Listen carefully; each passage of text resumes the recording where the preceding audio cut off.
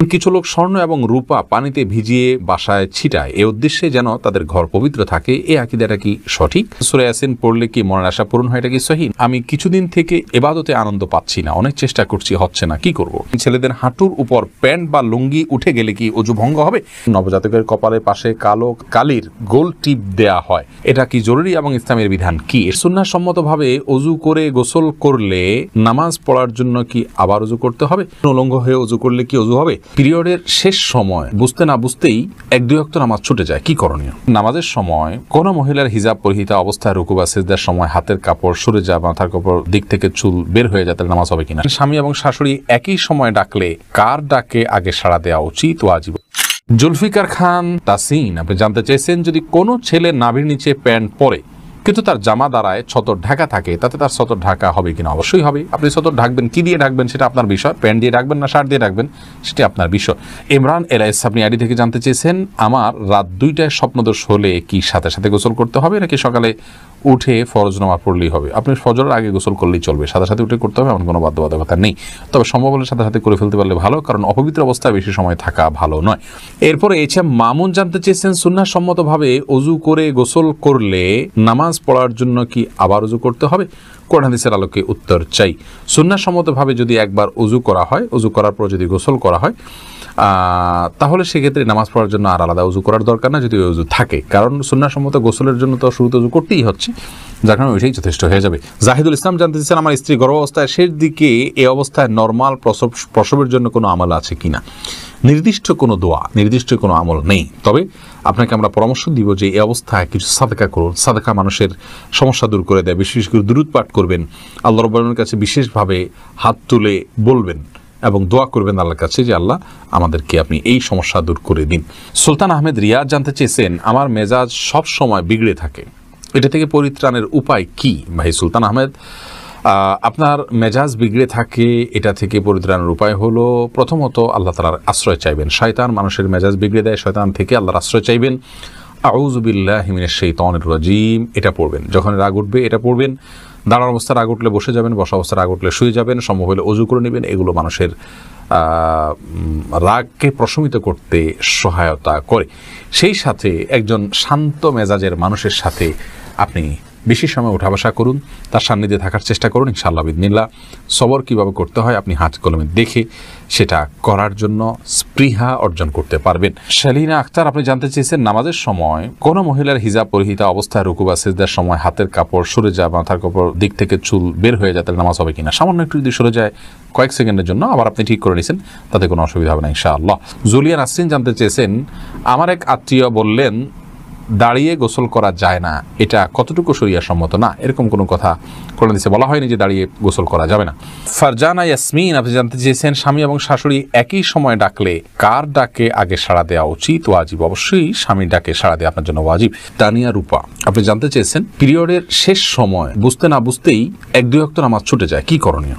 বোন তানিয়া, এই সমস্যাটা অনেক মা বোনেরই হয় যে মাসিক শেষ হলো, আমার মাসিকের ব্লাড দেখা যাচ্ছে কিনা, এটা মাসিকের ব্লাড কিনা সেটা পরখ করতে করতে হেজিটেশনের মধ্যে থাকি আমরা, সেটা নিশ্চিত করতে করতে অনেক সময় লেগে যায়। তো এরকম যদি হয় এবং তাতে যদি 1-2 ওয়াক্ত নামাজ চলে যায়, এটি গুনাহের কারণ হবে।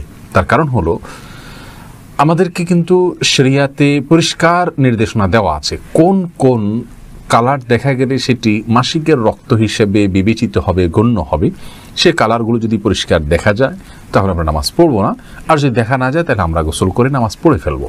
এমনকি কোনো একটা ওয়াক্ত নামাজে যদি ব্লিডিং বন্ধ হয়ে যায়, অর্থাৎ যে কালারগুলো মাসিক হিসাবে গণ্য সেগুলোর কোনোটা দেখা না যায়, তাহলে সেক্ষেত্রে গোসল করে ওই ওয়াক্ত থেকে নামাজ আরম্ভ করতে হবে। অনেক মা বোনরা এখানে অবহেলা করে সন্ধ্যার সময় দেখা গেল তিনি পবিত্র হলেন, তো পরের দিন দুপুর থেকে তিনি নামাজ শুরু করে দেন। এটি অত্যন্ত জঘন্য এবং গর্হিত একটি বিষয়। আল্লাহ রাব্বুল আলামিন যেখানে তাদেরকে ছাড় দিয়েছেন মাসিকের সময় সালাতের বিষয়ে, সেখানে নিজে থেকে আরও ছুটি বাড়িয়ে নেওয়া এবং ছাড় বেশি নেওয়া এটা বড় ধরনের জঘন্য অপরাধ এবং গুনাহের কারণ। বিধায় এই বিষয়টি খেয়াল করতে হবে আমাদেরকে। যেটা ব্লিডিং আপনার মাসিকের ব্লিডিং মনে হবে বা প্রবল ধারণা হবে, সেটাকে আমরা মাসিক ধরে নামাজ পড়বো না, অন্যথায় নামাজ পড়বো। হেজিটেশনে ভুগে এক দুই ওয়াক্ত নামাজ নষ্ট করার কোনো সুযোগ নেই। আর রাহাত হাসান, আপনি জানতেছেন উলঙ্গ হয়ে অজু করলে কি অজু হবে? উলঙ্গ হয়ে যদি কেউ অজু করেন, অজু হয়ে যাবে, কিন্তু এটা নির্লজ্জ কর্ম এবং অনুচিত, কারাহাত বা মাকরুহ থেকে খালি নয়। মিজানুর রহমান আশিক জানতে চেয়েছেন, নবজাতকের কপালের পাশে কালো কালির গোল টিপ দেয়া হয়, এটা কি জরুরি এবং ইসলামের বিধান কি? এ সম্পর্কে আমাদের একটা ভিডিও আছে, আপনি দেখে নেবেন মেহরবানি করে। সেখানে আমরা বিস্তারিত বলেছি নবজাতকের কপালে কালো টিপ দেওয়া যদি এই জন্য হয় যে এটা দিলে আর তাকে কোনো ক্ষতি স্পর্শ করবে না, তাহলে এটা শিরকে আসগার হবে, এটি পরিত্যাজ্য, এরকম কালো টিপ দেওয়া যাবে না। আর যদি সৌন্দর্যের জন্য কেউ দেয়, যে ফুটফুটে ছেলে কপালে সাদা সুন্দরের মধ্যে একটা কালো টিপ থাকলে দেখতে সুন্দর হবে, তাহলে সেটি দেওয়া যেতে পারে, কোনো অসুবিধা নেই। ওবায়দুর রহমান ফাহাদ জানতে চেয়েছেন, বয়সে বড় মেয়েকে বিয়ে করা যাবে কিনা? করা যাবে, কোনো অসুবিধা নেই। আমি কিছুদিন থেকে ইবাদতে আনন্দ পাচ্ছি না, অনেক চেষ্টা করছি, হচ্ছে না, কি করব?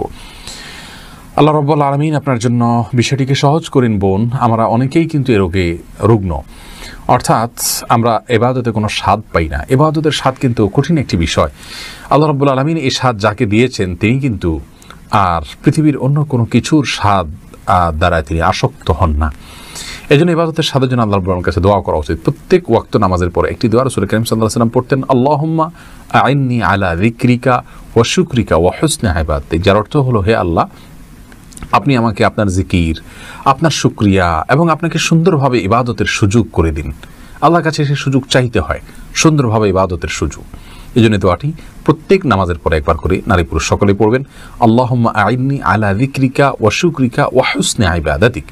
আল্লাহ আমাদেরকে তৌফিক দান করুন। এর পাশাপাশি ইবাদতের স্বাদ নষ্ট হওয়ার একটা বড় কারণ হলো হারাম ভক্ষণ। হারাম ভক্ষণ করলে বা উপার্জনে ভেজাল থাকলে মানুষ ইবাদতের স্বাদ পায় না। এই জন্য সেই জায়গাটাতে সংশোধনী আনতে হবে। আর তৃতীয়ত হলো, মানুষ যখন গুনাহে লিপ্ত হয়, বিশেষ করে চোখের জেনা, চোখ দিয়ে পুরুষরা যদি পরনারীর দিকে দৃষ্টিপাত করেন, পরনারী যদি পুরুষের দিকে দৃষ্টিপাত করেন, তাহলে সেক্ষেত্রে কিন্তু আপনার এই সমস্যাগুলো তৈরি হয়। এই জন্য এই সমস্ত ক্ষেত্রেও আমাদের সংশোধনে আনতে হবে।